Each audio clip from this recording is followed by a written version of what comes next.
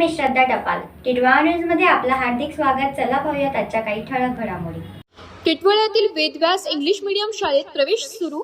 Vivekananda educational ट्रस्टचे Vedvyas English medium school व little Vedas Shri primary English या शाळेत सन 2026-27 या शैक्षणिक सालासाठी नो डोनेशन नो डिपॉझिट या तत्वावर ऍडमिशन सुरू आहे. सदर शाळेत play group, nursery, junior KG, senior KG grade 1ली ते 10वी पर्यंत वर्ग सुरू आहे.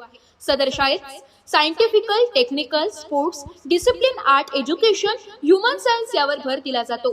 तर विद्यार्थ्यांच्या शारीरिक, मानसिक, बौद्धिक तसेच आध्यात्मिक विकासाकडे विशेष लक्ष दिले जाते.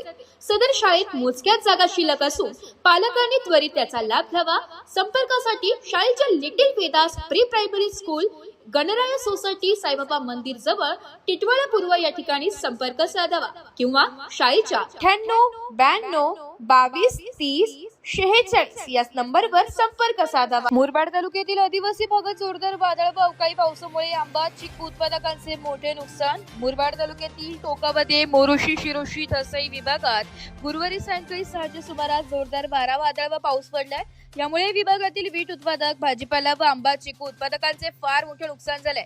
अवकाळी पावसामुळे आंब्याच्या झाडाला लागलेल्या कैऱ्या मोठ्या प्रमाणात पडून मोरेश्वर, मोरेखेड, प्रकाश पवार, टोकावडे, सुभाष भोईर, सोनावळे ह्या व इतर आंबा चिकू उत्पादकांचे फार मोठे नुकसान झाले.